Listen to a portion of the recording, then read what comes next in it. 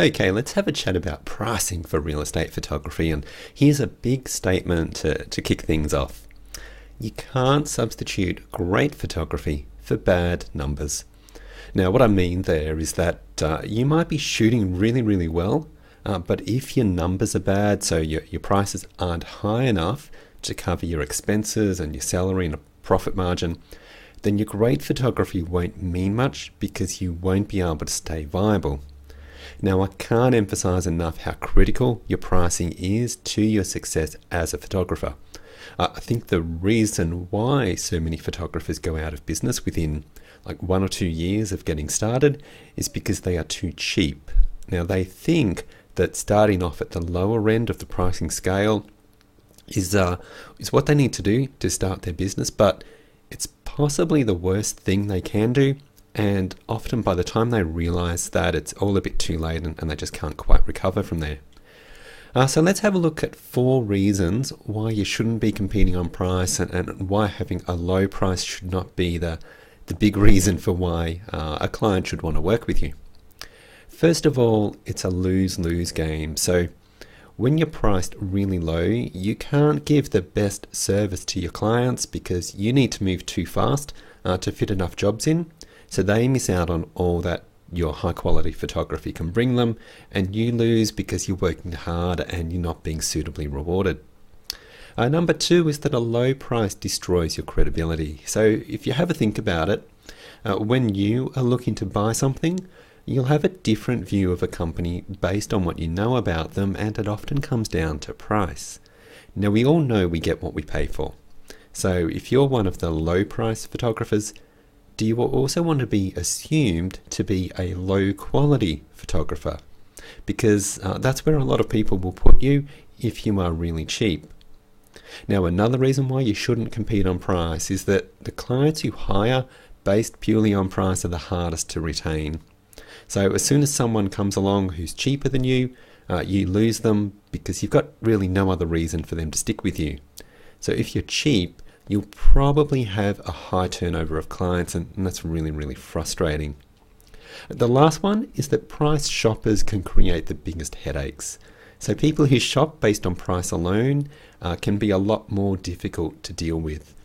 For a lot of them, it's all about getting as much as possible for as little as possible, and that's not something you want to deal with. Okay, so we've established that being the cheapest photographer is not a good idea. Let's take a look now at how the price of a photography shoot can work to your advantage. So we're going to assume that a photographer is doing 2 shoots a day, 10 per week, and then 40 shoots in 4 weeks. So if their photography price averaged $150 per photo shoot, then 40 shoots over those 4 weeks multiplied by 150 equals $6,000 in revenue. Now let's just do a small price rise for that photographer of just $10, and we'll still do 40 shoots over 4 weeks, and when we do that we get $6,400. Now that increase of $400 means that this photographer will need to lose 3 shoots over that period of time in order to be $50 worse off with their price increase over that 4-week period. However, in order to be significantly worse off with a drop of $1,000 a month, that photographer would need to lose 9 shoots in that time. Now, provided they'd been delivering good service and the quality of the photography was maintained, do you think that photographer is going to lose 9 shoots in 4 weeks just because they raised their prices by $10? They're probably not. If they do, there's other factors involved, but they're probably not going to lose it over a $10 price rise. So then what if the photographer jumped up from $150 to $200, which is quite a rise, and then as a result of that, they lost 20% of their clients? So in that case, they'd be doing 32 photo shoots at $200 each, and that's also $6,400. Okay, so can you see the difference going on there? With their $150 shoot, they're doing $72,000 per year, working 48 weeks a year. But if they increase that to $200 per shoot and lose 20% of all of their clients, they're doing more. They're actually doing $76,800. So that that's a pay rise of $4,800 for the year, and that's for doing only 32 photo shoots in 4 weeks instead of 40. So you're being paid more, but doing less. So a lot of photographers, I find, are really scared of putting their prices up. They're worried that they're going to lose all these clients. But it is possible to put your prices up and lose a few of those clients. That can happen. But you can still be ahead on your numbers because you don't need to be doing as many photo shoots each week when you charge that little bit extra for your photography. Okay, so what can a photographer learn from the Olympics? Now, I'm a big sports fan. I love all kinds of sports, and I really enjoy watching the Olympics and the Paralympics. Those elite athletes, they're inspirational, and there's a lot that we can learn from their professionalism and their dedication. But one thing I think we should be paying attention to, you see, if you ask any Olympic athlete, they'll be able to tell you their numbers. Now, it might be their personal best performance, or the time they think they'll need to win a gold medal, or the number of calories they need to consume each day, or whatever it is. Elite athletes really know their numbers, but as a photographer, do you know your numbers? So, for example, could you tell me how much revenue you turned over last week? So, how many dollars did you do in sales? What is the average dollar value of those shoots that you did? How many hours did you spend last week working on photo shoots, including shooting, editing, traveling, and taking bookings? Can you tell me your profit margin as a percentage? And can you tell me how many potential clients you've contacted this month? Okay, and now an easy question. Do you think it would be helpful if you knew those numbers about your business and in fact you were tracking those numbers every single week?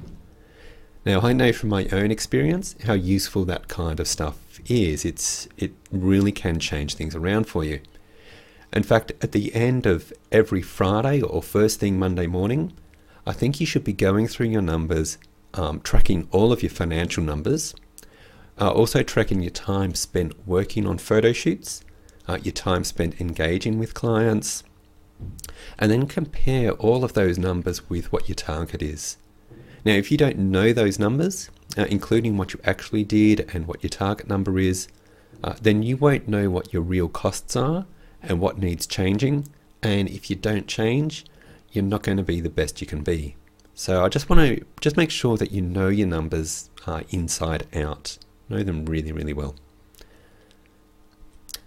Okay, so how do you figure out what you should charge for your photography? This is a big one. And first of all, you need to calculate your fixed expenses for the year. So how much will you spend on gas, internet, phone, insurance, computer upgrades, and camera gear? So add up all of your expenses. And you need to do that for yourself. But just for our illustration today, let's say it's $10,000 per year. Next, you need to work out how much you want to take home as your salary, and then add that to your expenses. So let's say you want a salary of $50,000. So your target then in sales is going to be $60,000 for the year. Next, you need to work out how many days you're going to work. So if you're working for 48 weeks in a year and you're doing Monday to Friday, then that's 240 working days per year. So to work out what you need to bring in each day, we do $60,000 divided by 240 days, and that gives us $250 per day. And that's really helpful to know what your daily dollar target is. So $250 a day is the target in this example. Now you need to work out if your current pricing structure will allow you to get to that. So if these were your numbers, could you fit in $250 worth of work each day if, say, you're currently charging $80 per house? Well, probably not, because that might be over 4 houses every single day.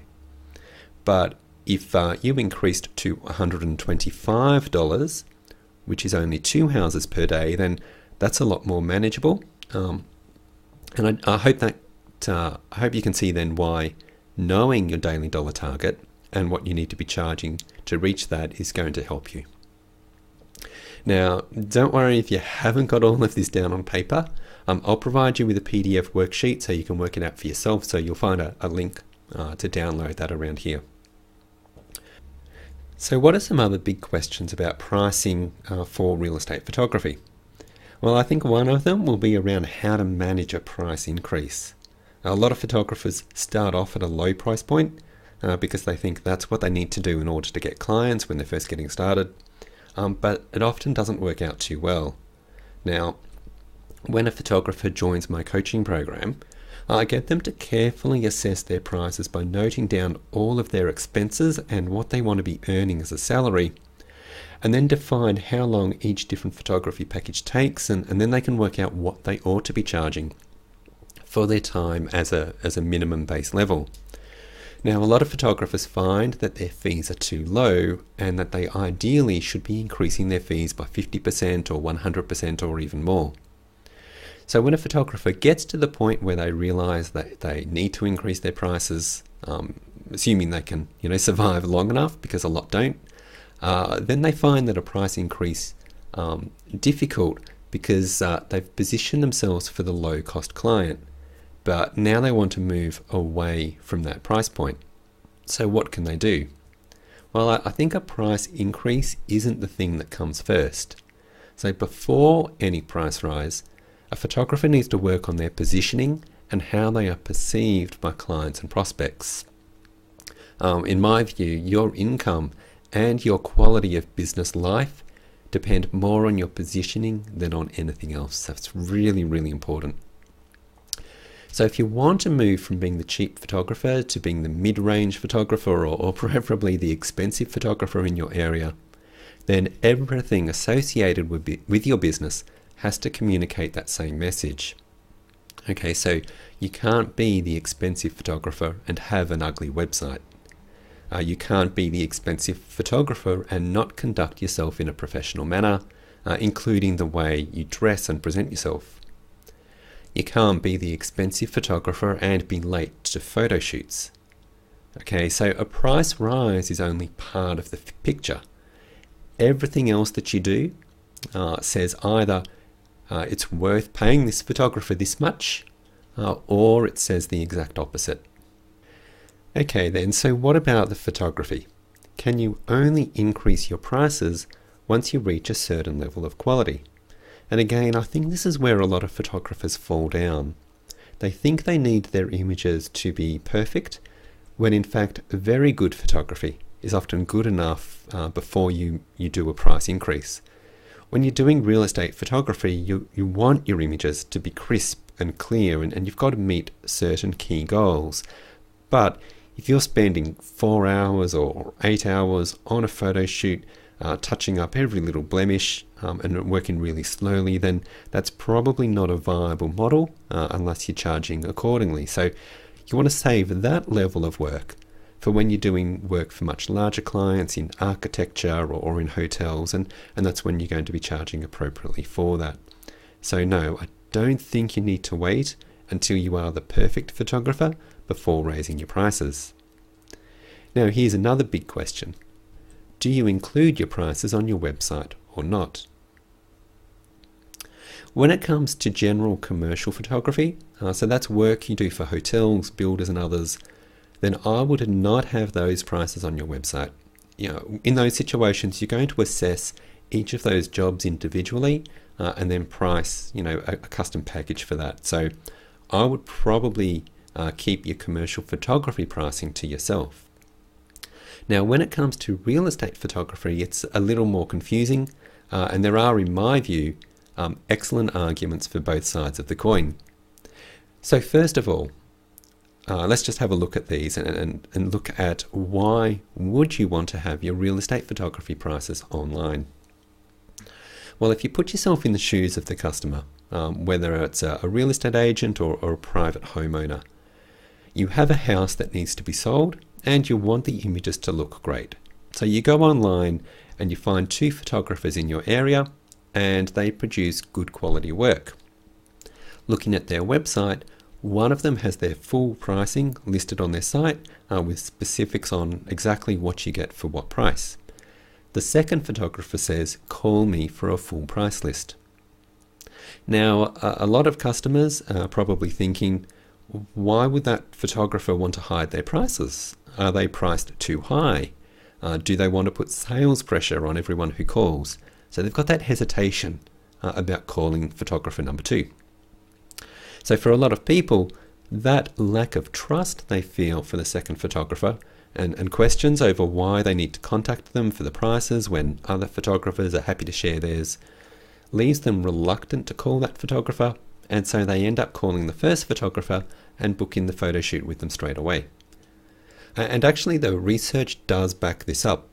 In one study they asked users to prioritize which of 28 types of business-to-business site information mattered the most to them, and prices scored the highest by far with 29%, and that was even higher than product availability for those kinds of product sales side.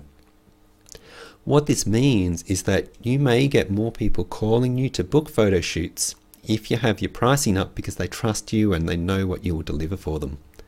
And that was in fact my experience when I was running my photography business.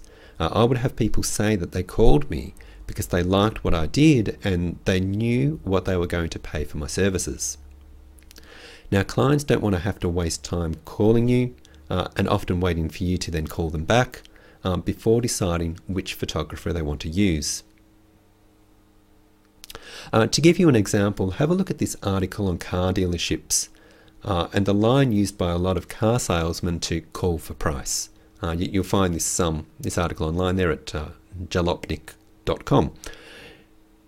What's interesting is going through the comments at the bottom of the article, and some of those comments were, if I see a car that has call for price on it, I just don't bother looking at it any further. Another one said, I think they're betting on the fact that they're so good at sales, they think they can just talk you into it. And this one, anything that says call for price or similar reads go elsewhere for me.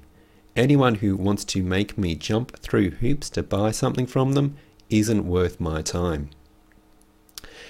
So if people are thinking that when it comes to looking for a car online, then there's a good chance that they're probably thinking the same thing when it comes to looking for a photographer for someone to photograph their home.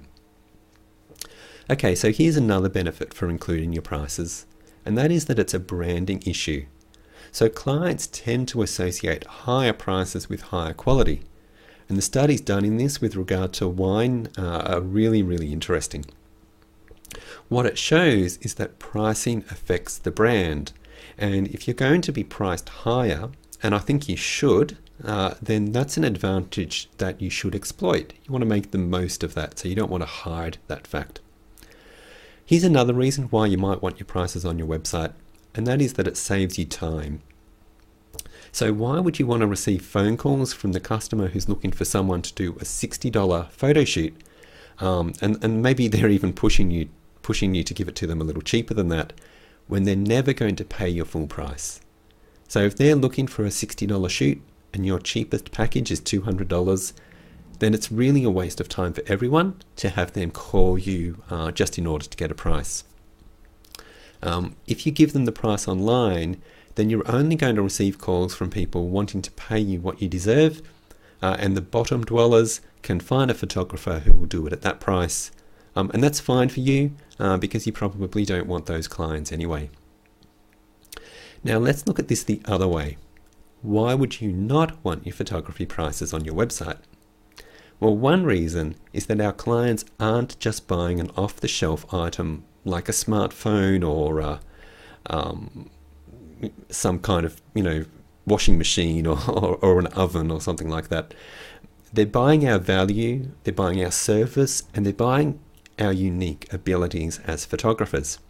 If we have our prices online, are we saying that we're just like every other photographer and that a client should decide whether to use us or not based on our price?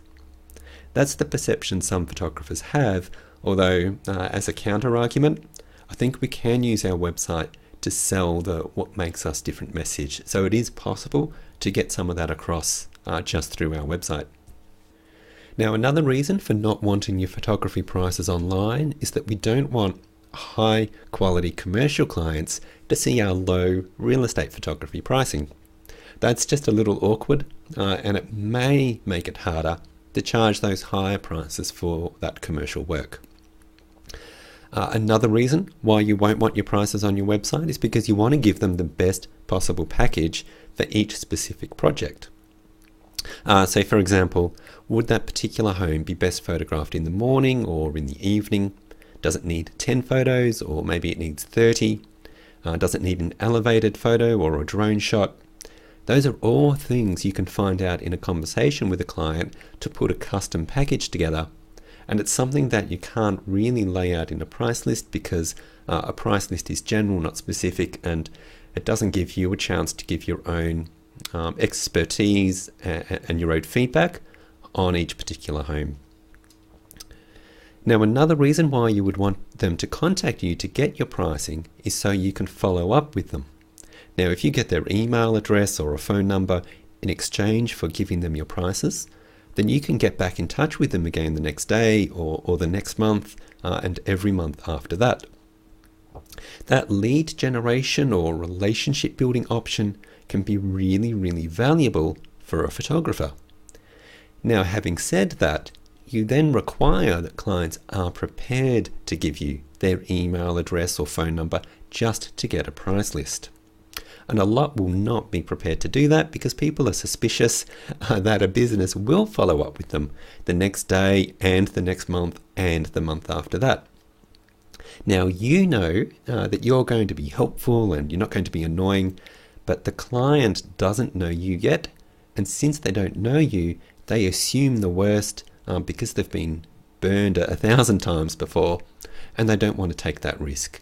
Okay, so they don't want you pestering them over and over again, so they hold back. Okay, so where does that leave us? Well, really, it's up to you. There are definite positives to having your prices online, and there are some really good reasons not to have your prices online. Just be aware of the good and the bad and work out which one is best for you. And if you really can't decide, test and measure. Okay, so you could run your website for a month or two with your prices up, track every new inquiry or booking that comes in and see what happens. Then the next month, take your prices down, ask your potential clients to contact you to request a price list, and track everything that happens from there. And then what you can do is compare the results to see which resulted in more work and better conversions from your website to a sale.